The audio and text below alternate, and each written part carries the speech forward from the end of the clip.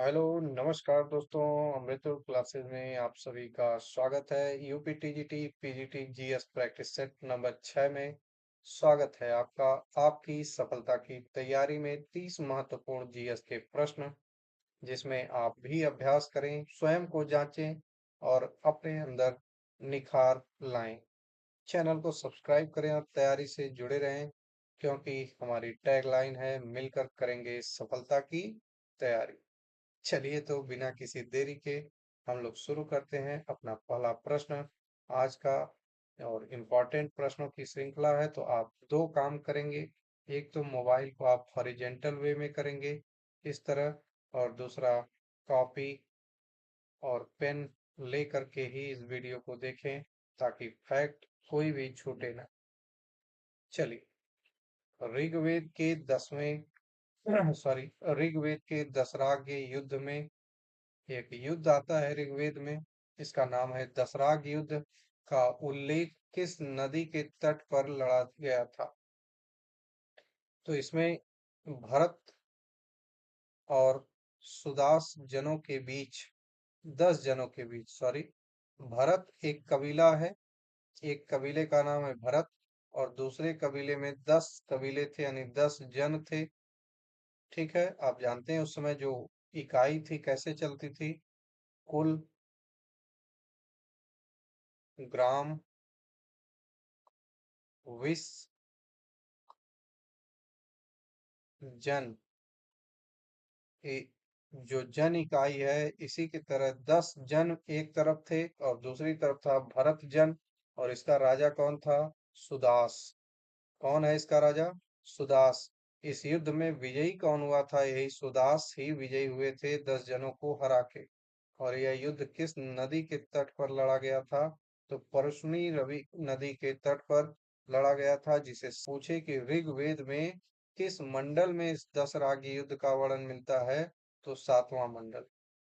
कौन सा मंडल है? 7वां मंडल।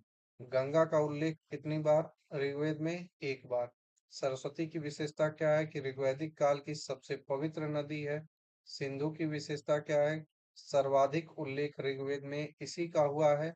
और व्यापारिक नदी भी यही है। ठीक है। गंडक को सदा नीरा कहते हैं। सतलज को सतुद्री नदी कहा गया। व्यास को बिपाशा नदी कहा गया। चलिए नेक्स्ट क्वेश्चन। वेदों का संकलन किस ऋषि ने किया था?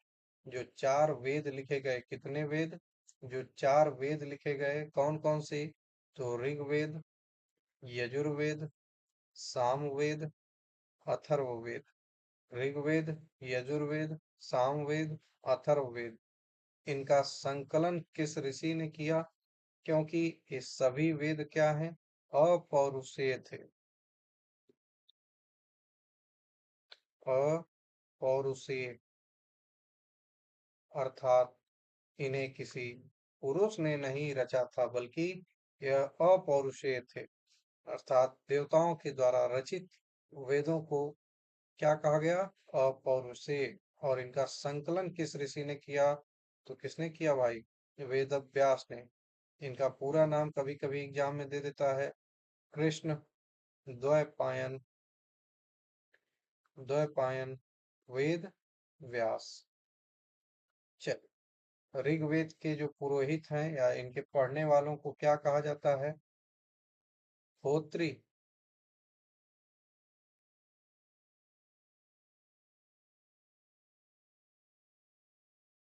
होत्री। यजुर्वेद को उदात।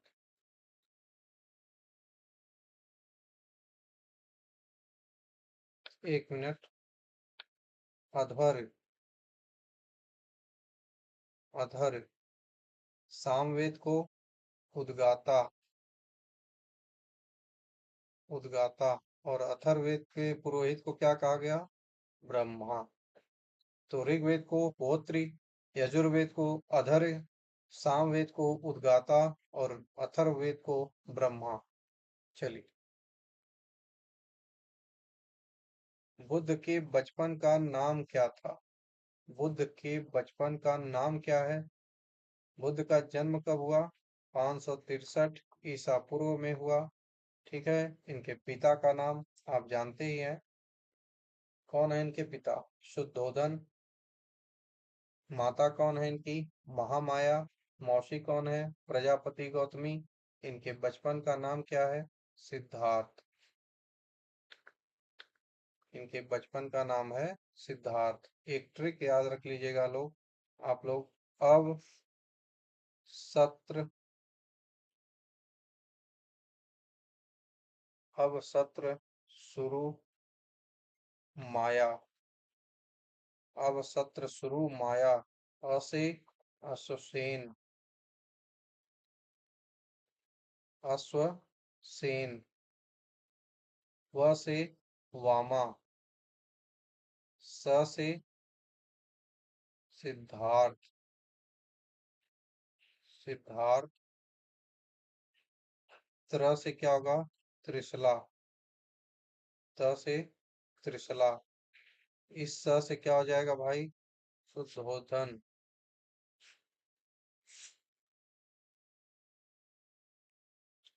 शुद्धोधन और माया। देखिए ये जो पहला है, ये किसके बारे में है? जो 23वें तीर्थंकर थे पार्श्वनाथ, उनके बारे में है। 23वें तीर्थंकर के बारे में। उनके पिता का नाम अश्वसेन, माता का नाम वामा। फिर एक से सत्र किसके बारे में है? महावीर। महावीर स्वामी जैन धर्म के, उनके पिता का नाम सिद्धार्थ, माता का नाम त्रिशला। और शुरू माया किसके लिए है? तो गौतम बुद्ध के लिए है। शुद्धोधन और माया महामाया। महामाया। जैन धर्म के 23वें तीर्थंकर देखिए आ ही गया। तो पार्श्वनाथ हैं, इनके पिता का क्या नाम है? अश्वसेन। अश्वसेन। माता का नाम भाई वामा। किस पर्वत पर, कहाँ के हैं ये? काशी के। कहाँ के हैं? काशी के। किस पर्वत पर इन्होंने तपस्या की थी? समेध। थोड़ा सा ही डिस्टर्ब कर रहा है आज। समेध पर्वत कहाँ पे पड़ता है? झारखंड में। चलिए इनका चिन्ह क्या है? सर्प। इनका चिन्ह क्या है पार्श्वनाथ का? सर्प। ऋषभ देव कौन से तीर्थंकर हैं?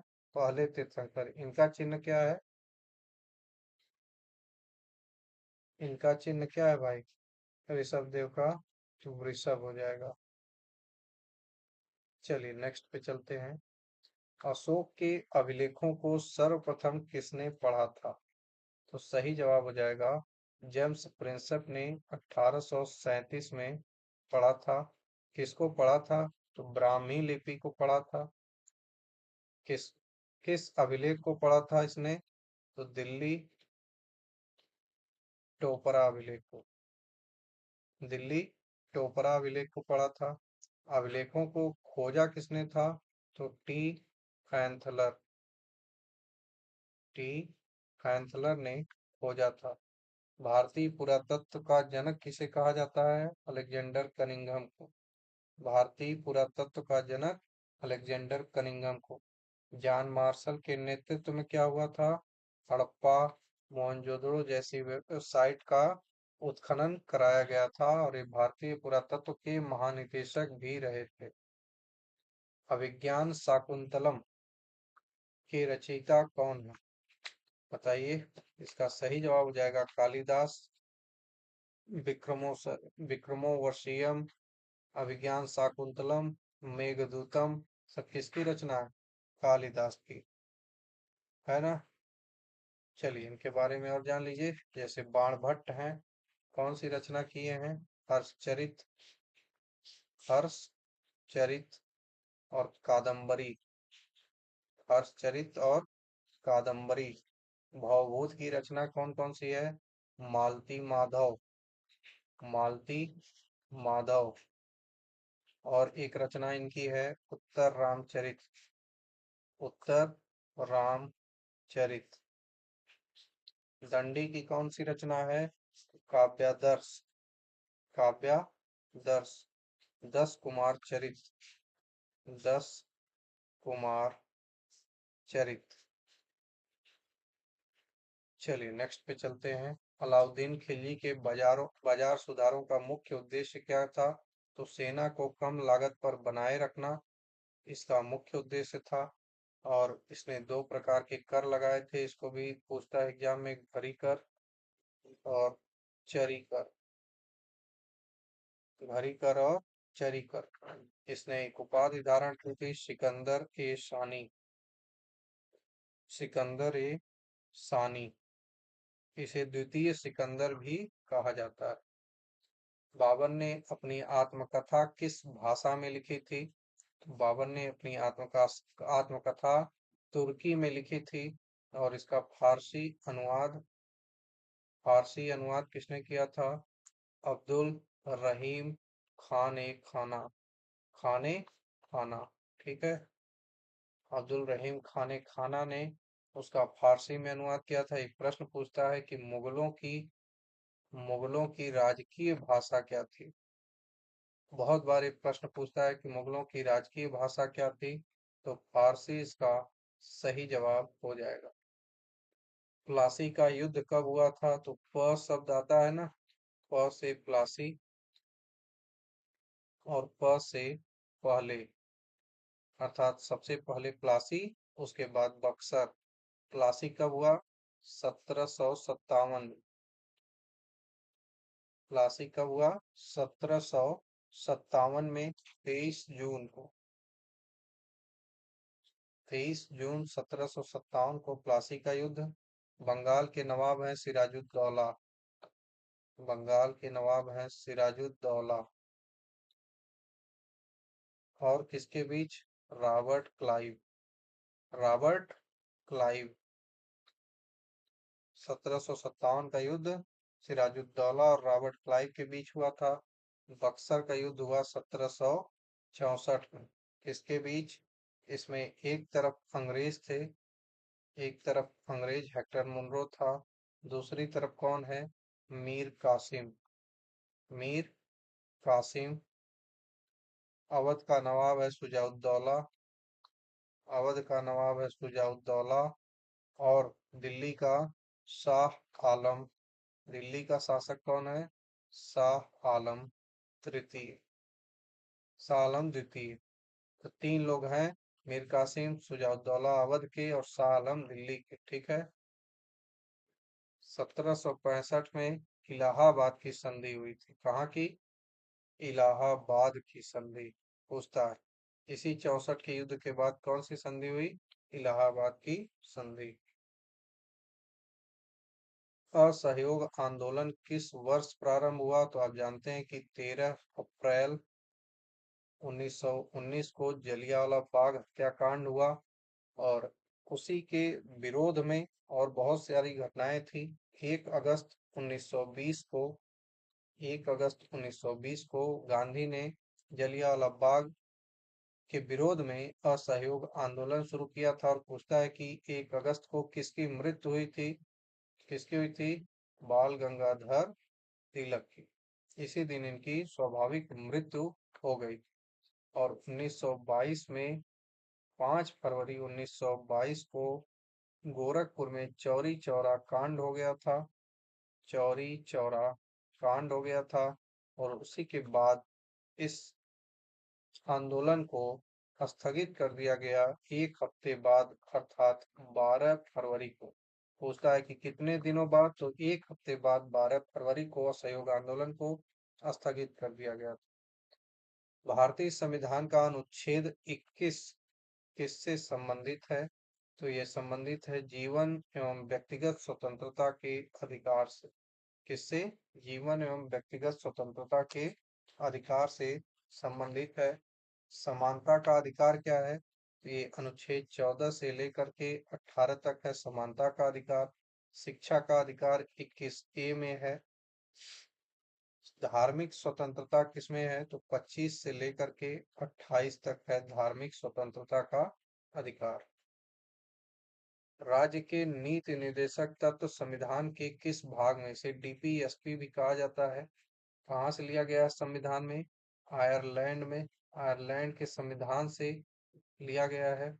सेकंड चीज, न्यायालय में न्यायालय में प्रवर्तनीय नहीं।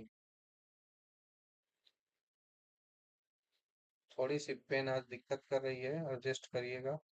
प्रवर्तनीय नहीं। कल्याणकारी अवधारणा इसमें है। कल्याण नीति निर्देशक तत्व में कल्याणकारी अवधारणा। चलिए इतना तो आप लोग जान गए। बताइए इसको अब। पूछ रहा है कि किस भाग में। तो भाग दो में क्या है? नागरिकता। भाग दो में क्या है? नागरिकता। भाग चार में क्या है? नीति निर्देशक तत्व। भाग तीन में क्या है? मूल अधिकार। और भाग पांच में क्या है? संघ। इसका अनुच्छेद है 52 से लेके 151 तक, किसमें आ जाते हैं? भाग पांच में। ठीक। भारत का सर्वोच्च न्यायालय कहाँ स्थित है? तो भारत का सर्वोच्च न्यायालय नई दिल्ली में स्थित है। इसकी स्थापना कब हुई थी? 28 जनवरी को इसका उद्घाटन हुआ था। स्थापना तो 26 जनवरी 1950 को संविधान लागू होने के साथ ही हो गई थी, लेकिन इसका उद्घाटन कब हुआ? 28 जनवरी 1950 को। पहले इसमें कुल कितने जज होते थे? 34। इस बात को ध्यान दीजिएगा, पहले सुप्रीम कोर्ट में 34 जज होते थे। अब उनकी संख्या बढ़कर कितनी हो जाएगी? 38। ठीक है। पहले मतलब सुप्रीम कोर्ट के पहले न्यायाधीश कौन थे? पहले न्यायाधीश कौन थे, यानी पहले सीजेआई कौन थे? इनका भी नाम याद रखिएगा। हरीलाल कानिया। हरीलाल जे कानिया। चल और कुछ। तो अनुच्छेद अगर सुप्रीम कोर्ट का अनुच्छेद पूछे तो कौन सा हो जाएगा? 124। भारत के मुख्य न्यायाधीश फिर से आ गया क्या? अच्छा, कौन थे? प्रथम मुख्य न्यायाधीश कौन थे? तो मैंने अभी बता ही दिया था, हरीलाल कानिया। एक पीएन भगवती का नाम एक याद है यहाँ पे, इसको भी देख लीजिए। जो जनहित याचिका पड़ती है, जनहित याचिका, जनहित याचिका का संबंध किससे है? पीएन भगवती से। लोकसभा के सदस्यों का चुनाव कितने वर्षों के लिए होता है? तो 5 वर्षों के लिए होता है। पहली लोकसभा का चुनाव कब हुआ था? पहली बार पहली बार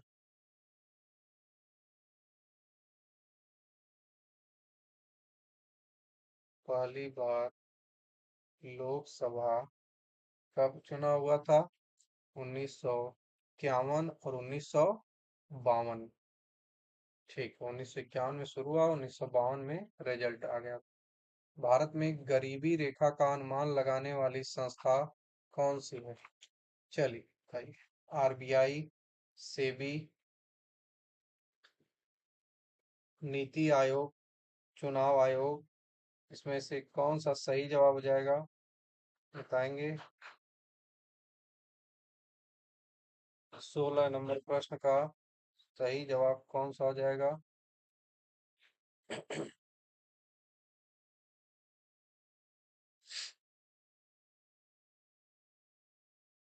भारत में गरीबी आरबीआई की स्थापना कब हुई थी? 1935 में।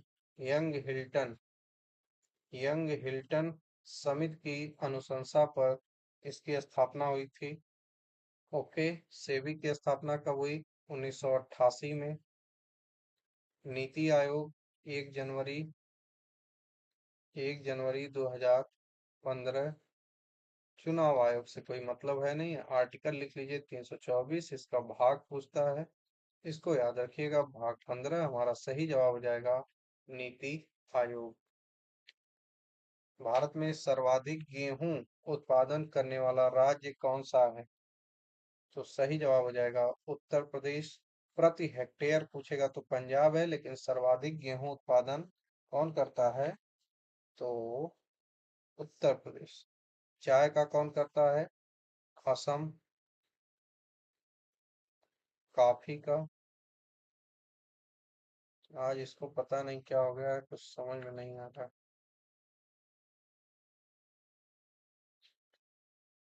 कॉफी का कर्नाटक,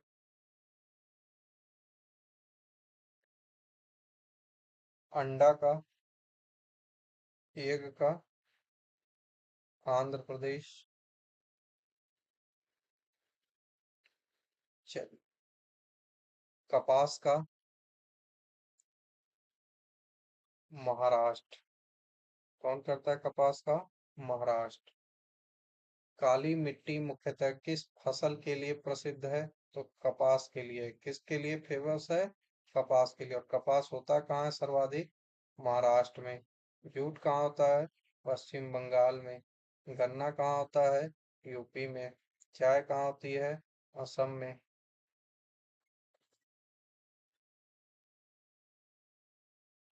भारत की सबसे बड़ी खारे पानी की झील। चलिए, उलर झील कहाँ है भाई? जम्मू कश्मीर में। मीठे पानी की झील है। मीठे पानी की झील है। सांभर झील क्या है? तो सांभर झील और चिल्का झील। देखिए, ये भी लवणीय झील है या खारे पानी की झील है? चिल्का झील कहाँ है? तो चिल्का झील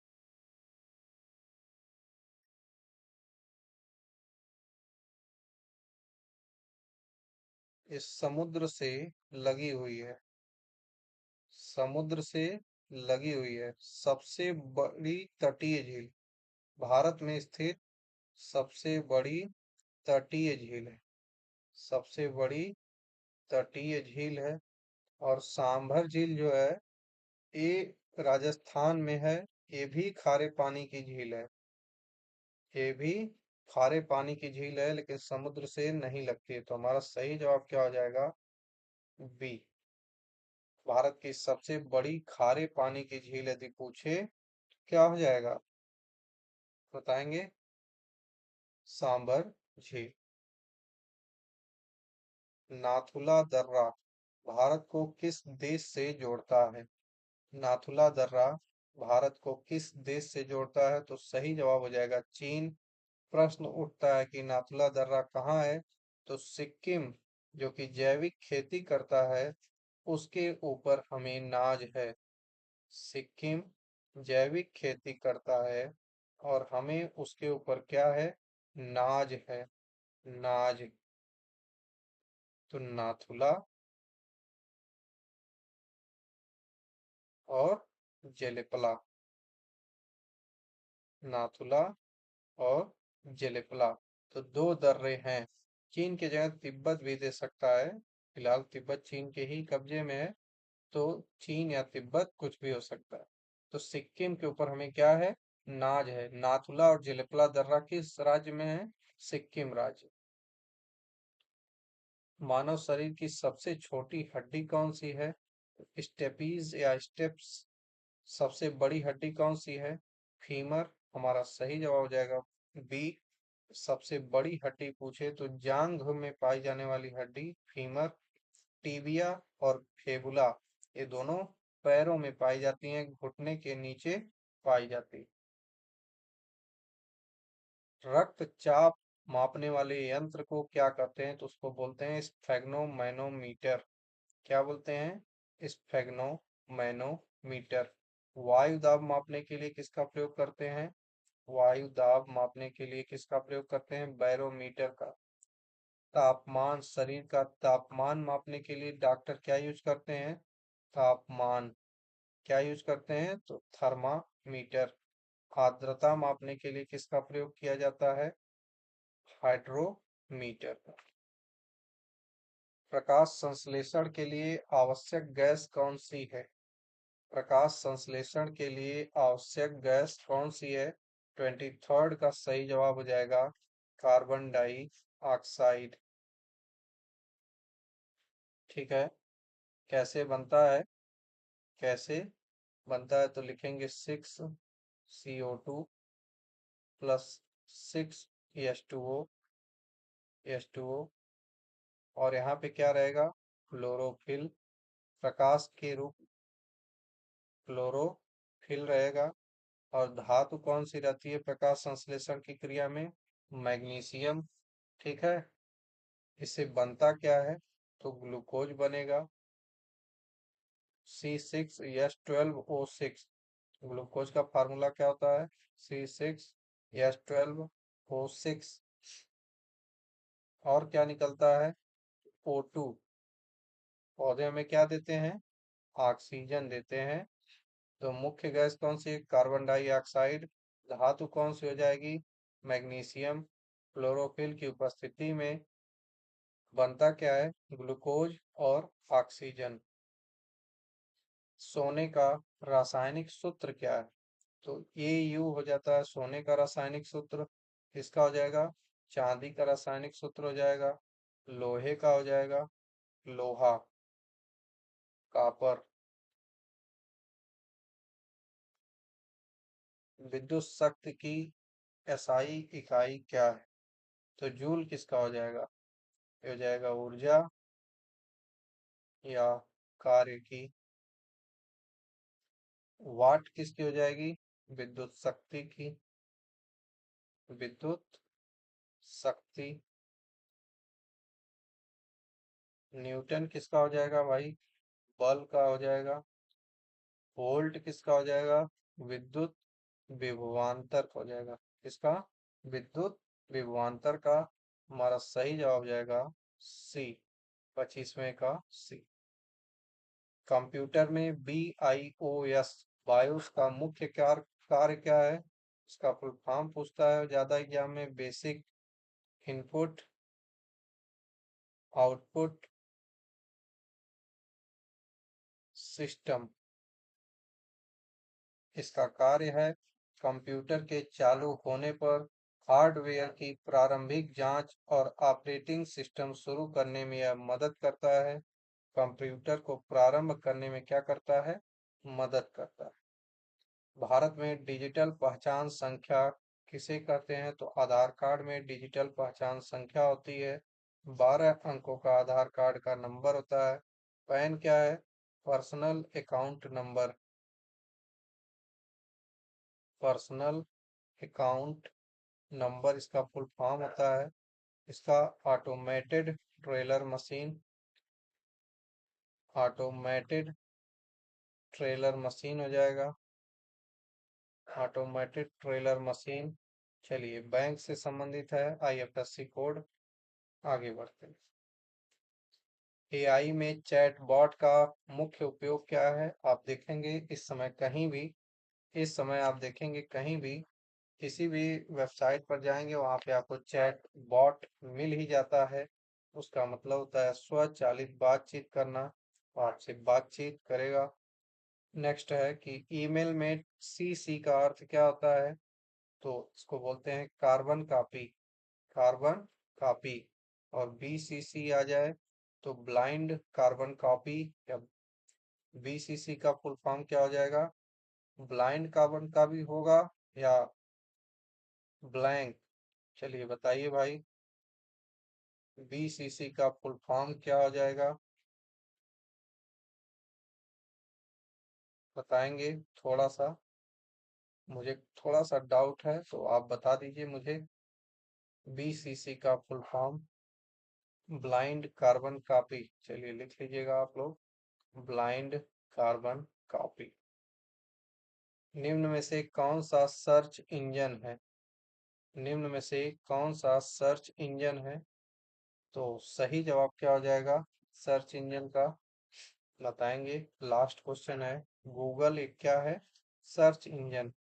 और कौन कौन से सर्च इंजन होते हैं? तो बिंग हो जाता है माइक्रोसॉफ्ट का सर्च इंजन।